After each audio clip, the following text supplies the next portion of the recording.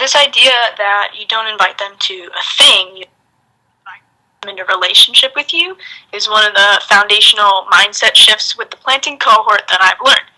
So particularly, they were talking about the beginning of the semester, the way you look at NSO is completely different when you're a planter than when you're running an established chapter. So if you're one person on campus and you throw this big splashy ice cream social event, you literally don't have enough manpower to run it, one. And then two, people are like, oh wow, what's this big thing? And that used to be a model that worked really well, is make it look big and people will come. But what that does is you're getting the wrong kind of student. So you're attracting the student that wants to come to a big, safe Christian thing, as opposed to finding missional students who actually want to go and share their faith and be pushed outside their comfort zone. So what you're doing then is you're attracting these like safe Christians, I'll call them, and then when they come to meet with you or hang out with you, and then there's really no one else around, they're disappointed. It's false advertising. So when you think about don't invite them to your thing because you don't have a thing to invite them to, instead when you're meeting a student, you're not inviting them to an event, which is very passive discipleship. You're inviting them to relationship with you, to go and do activity together, to reach their friends or to develop them. And it's a little bit more of what's in it for them, but it's also like, we're going to hang out, and it's not about a big thing. And then eventually when they want a big thing, they're going to be the ones to do it. You're not going to be the one to gather all the people. They will, because they're going to see the need for it and want to do it. So really the big difference is the big events attract the passive Christian. It's passive discipleship. It's saying the only way that that I will disciple you is if you are in my sphere of influence, like them coming to me. Versus going and doing with a student or just by yourself and engaging a missional Christian. When you're engaging a missional Christian by going and doing bags or just walking around talking to people, you can immediately invite them to do it with you, and they're going to be like, well, this is what I want to be a part of. This is people who are actually doing it, not just coffee shop discipleship where we talk about it in theory but never actually do anything. So it works on both ways, is that you're modeling it on the spot, but then you're also able to do it with the person that when you meet them. And then that's the way you're going to engage the missional Christian. Often missional Christians are not at the big Christian events. They're with their non-Christian friends.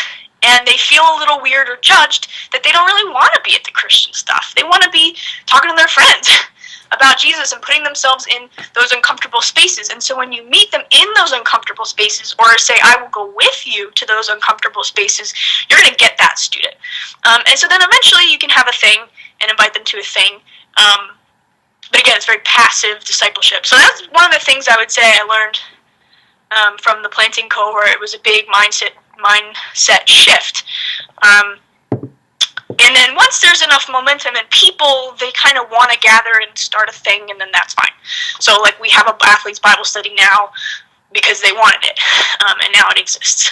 So like if Allison were to start a Bible study with Nick and those two girls, it would probably be pretty stagnant. So she would be using better use of her time would be to take each of those three students individually and just go do stuff with them. Go meet their friends, go prayer walk, go do the bags, until they found maybe 4, 5, or 6 people. And then you can start doing some gig type things, like a 2 or 3 person at a time. Hey, let's meet for a half an hour and read the Bible, but not calling it like something official. Because the other problem is in the beginning with planting, you're going to have to change your time and day like almost every week.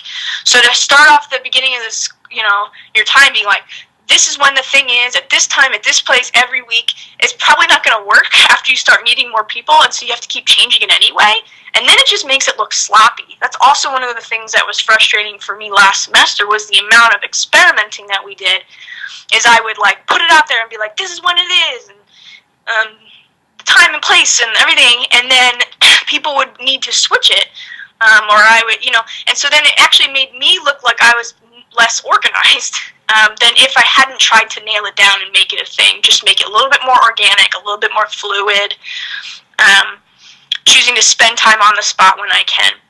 So that's what also is going to help about just like doing your intentional loitering. Like, don't sit and do all your work at home. or at Starbucks. Like, be on campus so that the minute somebody comes along, you can do stuff. The day that I taught Kaylin how to vision cast and had her go and share it with someone else was an accident. I was supposed to meet with another girl named Amanda, and she didn't show up. Kay saw me with her, she had her hoagie for lunch and sat down with me, and so we decided to practice her vision casting.